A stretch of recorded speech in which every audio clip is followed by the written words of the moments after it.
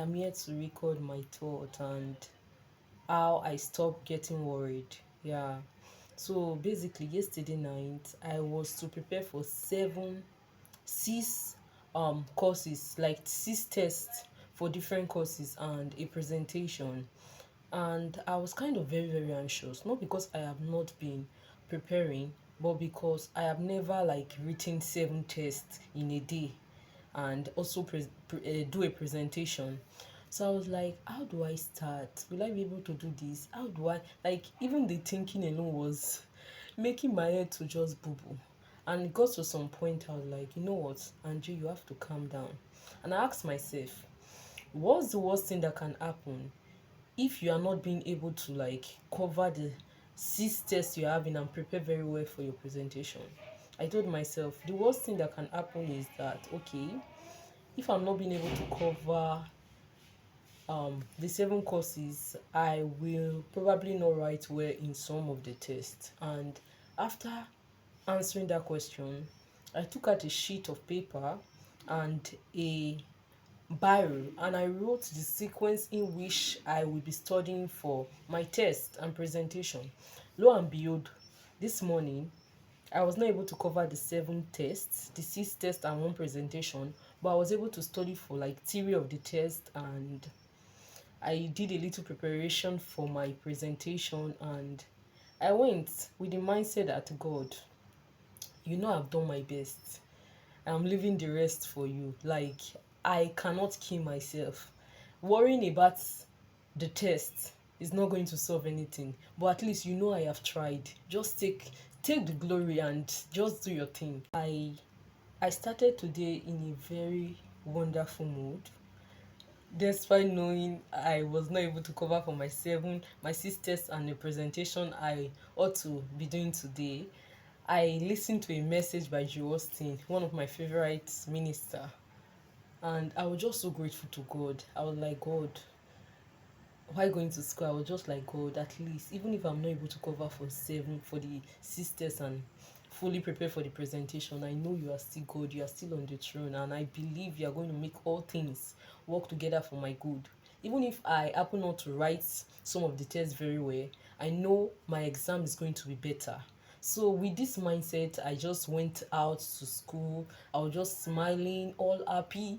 Like, some of my classmates, when they saw me, they were like, ah, this girl, you've done you've done all the reading for the whole seven courses. If you are a Nigeria student, like, you are a student schooling in Nigeria university, you know what it means. Sometimes you can study very well for a test and you will still not write well when you're given the questions. So I was just like, God, you know what, I have tried my best.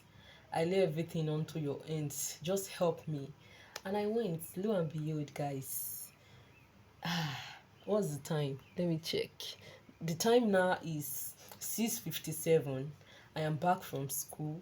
I am really happy that I did not bother, like, I did not give my all to worry, because we ended up writing just theory, just two tests, and we did the presentation. I knew I could have done better in the presentation, but I am over with trying to blame myself for the things that I could not change, the things I can't change, because it's already in the past, and I believe in some other presentation I'm going to do better.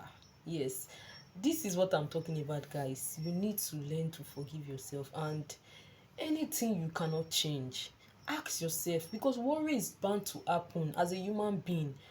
No wonder the Bible tells us in Philippians 4, verse 6 that says, do not be worried about anything, but in all your prayers, ask God for what you need, always asking Him with a thankful heart. Day you get rid of all the worries in your life, there are chances that few days to come, or even few hours from that moment, you are still going to find something to be worried about. So how do you address this?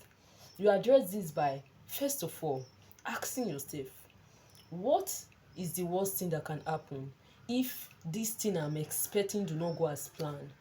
Or what's the worst thing that can happen if I do not hit my goal target?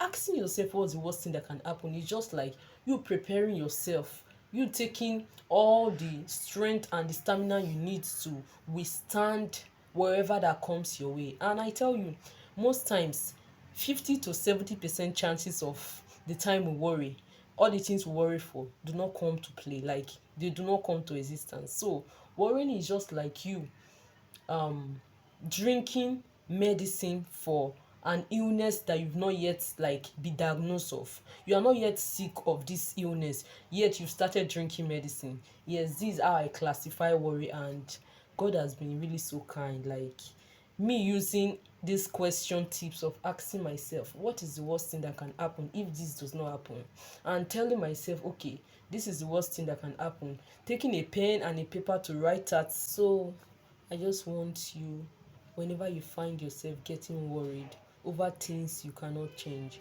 either the things you can change or the things you cannot change, ask yourself this question: what is the worst thing that can happen?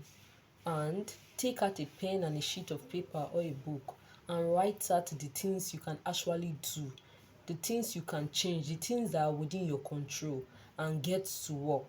You might not be able to achieve the things you wrote, like everything on your list, but you achieving little from those things, one or two from those things you've written, and with a heart of gratitude, there will be no room for worry.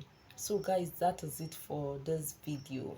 So do it to like this video, share this video, and let me know in the comment section, do you have any tip on how to manage your worry? Like, because worry is bound to happen, but you need to be able to manage it and um be happy regardless of things that you are not sure of, things that you are not certain of. So guys, that is it for this video. Hope to see you again with another thought of mine. Till next time, bye.